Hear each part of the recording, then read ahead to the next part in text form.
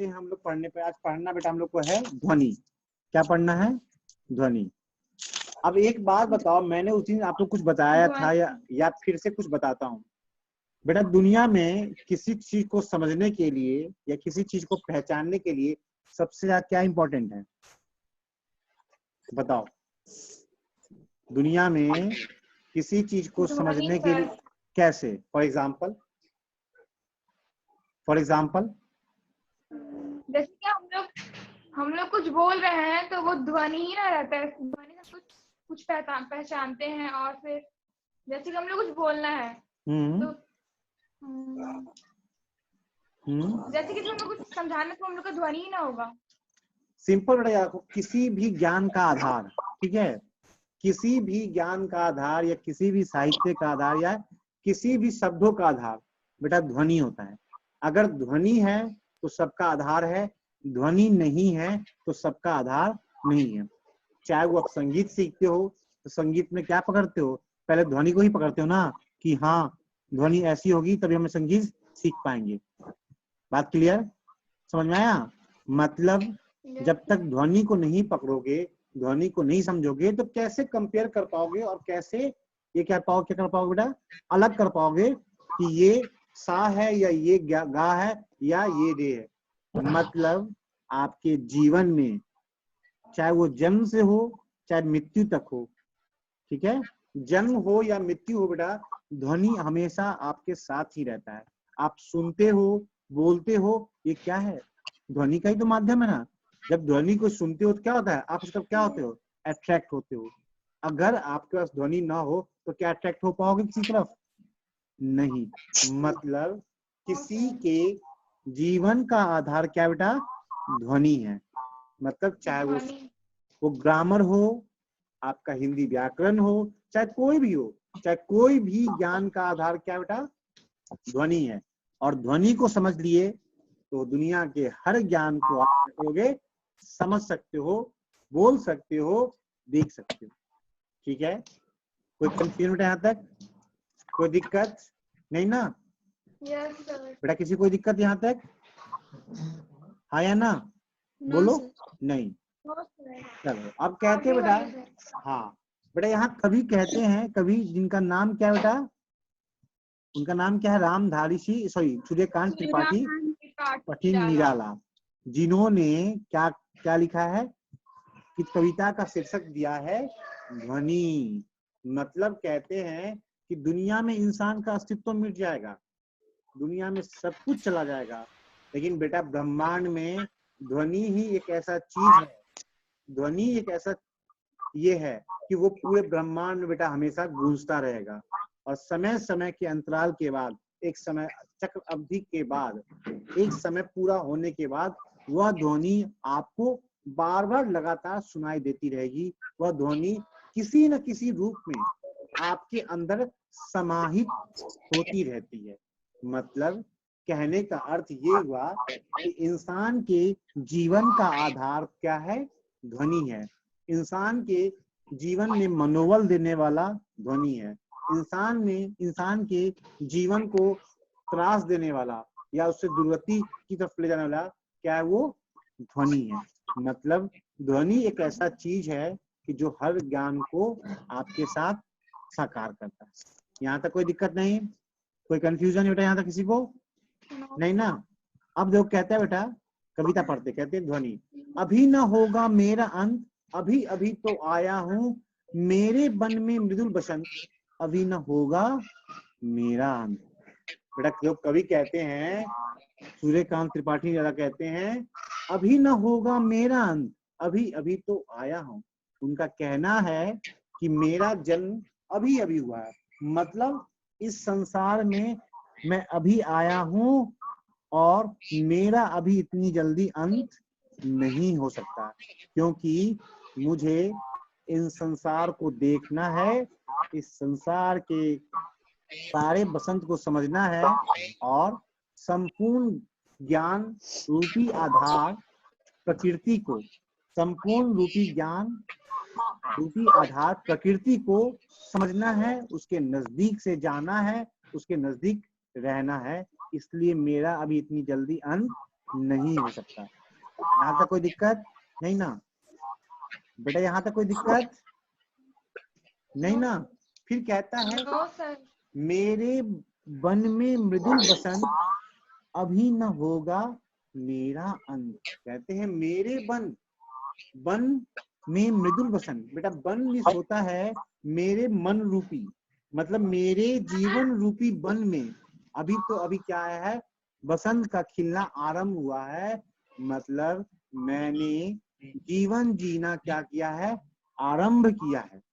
और जब जीवन जीना मैंने आरंभ किया है तो इतनी जल्दी मेरा अंत नहीं हो सकता, क्योंकि मेरा मन, मेरा तन और मेरा कहते हैं संपूर्ण जीवन अभी जीवन जीने की ओर अग्रसर हो रहा है।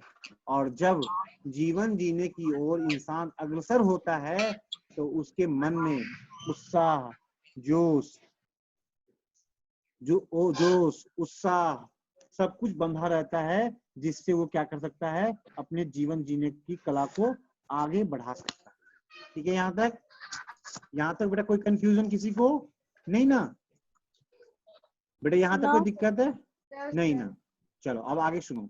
फिर कहता है हरे हरे ये पात हैं, हरे हरे ये पात हैं, डालिया कलिया कोमल गात। हरे हरे ये पात हैं, डालिया कलिया कोमल गात। मैं ही अपना स्वप्न मिदुल कर फेरूंगा नित्रित कलियों पर, जगह एक प्रत्युष मनोहर। कहता है हरे हरे ये पात। अब किसी पेड़ को देखो तो क्या होता है? नीचे जड़ होता है, फिर तना होता है, फिर डाली होता है, फिर पत्ते होते हैं, फिर कलियां होती हैं, वो फूल बनता है। और फूल कैसे होते हैं? कोमल होते हैं। फूल कैसे होते हैं? अच्छे होते हैं, मनोहर होते हैं। मतलब कहने कोमल होते हैं, मनोहर होते हैं, सुंदर होते हैं, मुलायम होते हैं। मतलब कवि का कहने का अर्थ हुआ कि जिस प्रकार पेड़ों का विकास होता है उसी तरह हमारे जीवन का भी विकास इसी तरह होता है। मतलब हम जन्म लेते हैं, फिर धीरे धीरे बड़े होते हैं, फिर बाल्यकाल अवस्था में आते हैं, फिर युवावस्था में आते हैं। जब युवावस्था में आते हैं तो क्या होता है? हमारे तरह तरह के सपने पूरे होते हैं। और वो सपने कैसे होते हैं? मनोहर होते हैं, सुंदर होते हैं, कोमल होते हैं। ठीक है यहाँ तक? फिर कहते हैं फिर कहते हैं मैं ही अपना स्वप्न मिदुल कर फेरूंगा निद्रित कलियों पर, जगह एक प्रत्युष मनोहर। कहते हैं मैं ही अपना स्वप्न मिदुल कर, जिस प्रकार फूलों का स्वप्न क्या होता है? खिलना, और खिलना उसके बाद कुछ न कुछ लोगों को सिखा जाना, उसी प्रकार मेरा अपना स्वप्न है। वो स्वप्न कैसा है? जिस स्वप्न को मैं पूरा कर सकूं, जो मेरे मन में मेरे लिए बनता है और मेरे कारण ही बनता है। उस स्वप्न को जीने के लिए, उस स्वप्न को पूरा करने के लिए, उस स्वप्न को पूरा करने के लिए मैं दिन रात मेहनत करूंगा। फेरूंगा निद्रित कलियों पर, जगह एक प्रत्युष मनोहर। कि जिस प्रकार कलियां सोती हैं और फिर धीरे धीरे जब वो खिलती है वो क्या बन जाती है? फूल बनती है। उसी प्रकार मैं भी अपने मन में जो निराशा के भाव हैं, जो सबके भाव है, मैं भी क्या करूंगा? उन चीज को खत्म कर कर अपने सपने को पूरा करने के लिए कड़ी मेहनत करूंगा, कड़ा संघर्ष करूंगा, जिससे मेरे जीवन का जो प्रकाश है, मेरे जीवन का जो स्वप्न प्रकाश मन सुबह का, वो क्या है? मेरे जीवन में भी आए और वो देखने में कैसा लगे? सुंदर लगे, मुझे अद्भुत का एहसास कराए। ठीक है यहाँ तक कोई दिक्कत नहीं? यहाँ तक कोई दिक्कत नहीं बेटा? किसी को कंफ्यूजन? कि फिर से समझा दूं इसको या फिर से समझा दूं बेटा? हाँ फिर से क्लियर कर दूं उसको? सर एक बार फिर से सर। अच्छा फिर से सुन लो। कहता है बेटा यहाँ पे कि हरे हरे ये पात हैं, डालिया कलिया कोमल गाल। कहते हैं कि जिस प्रकार पेड़ को पूरा संपूर्ण जीवन बनने के लिए क्या होता है, पहले जड़ होता है, पहले बीज होते हैं, बीज से जड़ होता है, जड़ से तना होता है, तना से फिर डाली होता है, डाली में पत्ते होते खिलते हैं, पत्ते के बाद कलियां खिलती हैं, कलियां फिर फूल बनता है, और फूल कैसा होता है, मनोहर होता है, सुंदर होता है, कोमल होता है, जिसे टच करो तो कैसा लगता है, मुलायम लगता है। उसी तरह हमारे जीवन की शुरुआत भी उस पेड़ की तरह है कि जब हम जन्म लेते हैं, फिर धीरे धीरे क्या होते हैं, बचपना से बढ़ते हैं, फिर बाल्य अवस्था में आते हैं, फिर किशोरा अवस्था में आते हैं, फिर युवा अवस्था में आते हैं। तो ये जो जीवन जीने के चरण है, ये जो हमारे जीवन का जो ये स्तर है, ये हमारे जीवन का जो चरण है, उसको क्या होता है, समय के साथ चलना होता है। और हर चरण में हमारे अंदर कुछ न कुछ खूबियां आती है, ठीक है, उस पेड़ों की तरह। तो हम भी क्या करते हैं, जैसे जैसे बड़े होते हैं, हमारे मन, हमारा जो स्वप्न होता है वो क्या होता है, साकार होने लगता है, और अपने स्वप्न और सपने को पूरा करने के लिए हम क्या करते हैं, जी तोड़ संघर्ष करते हैं, जी तोड़ मेहनत करते हैं, जिस कारण हम क्या होते हैं, इतने मजबूत हो जाते हैं कि हम कभी भी अपने जीवन को निराश नहीं देखते। हम उस फूलों के निद्रा से हम सीखते हैं कि कैसे हमें, अगर संघर्ष, हमें अपने लक्ष्य को प्राप्त करना है, हमें अपने कहते हैं मिशन को पूरा करना है, हमें अपने जीवन को पूरा करना है, तो हम क्या करते हैं, संघर्ष करते हैं, हम अपने काम के लिए संपूर्ण मेहनत करते हैं, जिससे ये होता है कि हम उस सोए हुए कलियों जो सुबह होके क्या बन जाती है, फूल बन जाती है, उससे हम सीखते हैं, और सुबह हम इतना संघर्ष करते हैं कि हमारे स्वप्न भी कैसे हो, एक संपूर्ण मनोहर की तरह हो, जो हमें पूरा होने के बाद कैसा दिखे, सुंदर दिखे, हमें अनुभव कराए। यही तो कहता है। तब कहते हैं, खेलूंगा निद्रित कलियों पर, जगह एक प्रत्युष मनोहर। समझ में आया बेटा यहाँ तक? अब क्लियर हुआ? Yes sir. चलो बेटा, अब थर्ड पैराग्राफ में आते हैं। अब कहता है, पुष्प पुष्प से तंद्रालस लालसा खींच लूंगा मैं, अपने नवजीवन का अमृत सहर्ष सींच दूंगा मैं।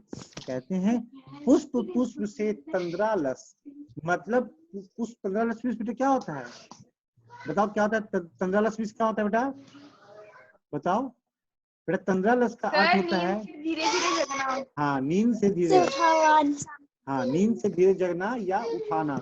मतलब बेटा ये कहने का अर्थ हुआ, मैं जिस प्रकार पुष्प सुबह सुबह धीरे धीरे क्या होता है, अलसाते हुए उठता है, मैं उसी तरह अपने जीवन से क्या करूंगा, ये लालसा को खत्म कर दूंगा, और अपने जीवन में अपने मेहनत के, अपने संघर्ष के दम पर अपने नव जीवन में क्या करूंगा, संचार करूंगा, जिससे मैं क्या कर सकूं, अपने जीवन के संपूर्ण लक्ष्य, संपूर्ण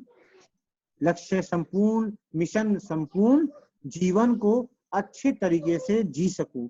मैं इतना मेहनत करूंगा, इतना संघर्ष करूंगा कि कठिन रास्ते भी, कठिन पथ भी, कठिन कांटे भी, जो कांटे रूपी पथ हैं, जो कांटे रूपी रास्ता है, उसको कैसे बनाऊंगा, अमृत की तरह बनाऊंगा, जिससे मेरे आने वाला समाज, जिससे मेरे आने वाली पीढ़ी को भी क्या हो, ये गौरव प्राप्त हो कि हाँ, मैंने संघर्ष किया। यहाँ पे कहता है ना, अपने नवजीवन का अमृत सहर्ष सींच दूंगा मैं। मतलब मैं अपने जो जीवन शुरू हुआ है, मैं जीवन में जो अभी उमंग है, अभी जोश है, अभी उत्साह है, मन में जो दृढ़ प्रतिज्ञा है, इन सभी के माध्यम से मैं क्या करूंगा, इतना संघर्ष करूंगा, इतना मेहनत करूंगा कि मैं अपने कठिन रूपी लक्ष्य को, कठिन रूपी मार्ग को, कांटे रूपी पथ को क्या करूंगा, अमृत के समान बना लूंगा, और उसके माध्यम से क्या करूंगा, मैं आगे बढ़ता जाऊंगा, जिससे मेरी आने वाली पीढ़ी को क्या मिले, ताकत मिले, एक नया जीवन मिले, नया संसार प्राप्त हो, जिससे वह खुली आजादी के रूप में जी सके। समझ में आया बेटा यहाँ तक? कोई कंफ्यूजन नहीं ना यहाँ तक किसी को? नहीं बेटा? अब चलो लास्ट पैराग्राफ है। No sir. द्वार दिखा दूंगा फिर उनको, है मेरे वे जहां अनंत, अभी न होगा मेरा अंत। तो ये कहते हैं कबीर, ये कहते हैं निर्मला जी कहते हैं, द्वार दिखा दूंगा फिर उनको, है मेरे वे जहां अनंत। मैं उनको द्वार दिखा दूंगा, या जो मैं उनको पीछे कर दूंगा जो मेरे संघर्ष में क्या करते हैं, मुझे परेशान करते हैं या मुझे आगे बढ़ने को नहीं देते, या को जो मुझे मेरे संघर्ष में या मेरे कठिन प्रतिज्ञाओं में या मेरे रास्तों में जो एक कांटे के भांति मुझे क्या कर रहे हैं, रोकने की कोशिश कर रहे हैं। मैं क्या करूंगा, उन्हें इस जगह भेज दूंगा, ऐसे जगह भेज दूंगा कि वो वहां से फिर वापस नहीं आ सकते। मैं उन्हें अनंत के उन गहराइयों में भेज दूंगा, या ब्रह्मांड के उस लोक में भेज दूंगा जहां से उनका क्या होगा, लौटना असंभव है। मतलब बेटा कहने का अर्थ यहाँ पे ये हुआ उनका कि जो मैं चाहता हूं, या जो प्रतिज्ञा कर चुका हूं कि मैं अपने सपनों को पूरा करूंगा, उस सपनों के लिए मुझे जितना मेहनत करना पड़े, उनके लिए मुझे जितनी कठिनाइयां झेलनी पड़े, उन सभी कठिनाइयों की बाधा को मैं पार करके अपने संघर्ष को पूरा करूंगा। अपना एम्बिशन या अपना लक्ष्य, मतलब अपना लक्ष्य पूरा करूंगा। और जो मेरे रास्ते में कांटों की तरह आएंगे, मैं उन्हें इस जगह उस जगह भेज दूंगा जहां से उनका लौटना संभव नहीं है, और वो वहीं के वहीं रह जाएंगे। चाहे कुछ भी हो जाए, मेरा अभी अंत नहीं हो सकता। अगर मेरे सामने काल भी आ जाए, अगर मेरे सामने काल भी आ जाए, तो मैं क्या करूंगा, सबको पीछा कर छोड़ते हुए, सबको पीछे छोड़ते हुए मैं क्या करूंगा, अपने संघर्ष को पूरा करूंगा, मेहनत करूंगा, और मैं क्या करूंगा, उस ध्वनि के रूप में इस संसार में प्रस्तुत रहूंगा हमेशा हमेशा के लिए, जिससे आने वाली पीढ़ी को मेरे अच्छे रास्ते, सुमार्ग, अच्छे गुण प्राप्त होते रहे, और मेरा कभी भी अंत नहीं हो पाएगा, और मेरा कभी अंत नहीं हो सकता। बात क्लियर? समझ में आया सबको बेटा?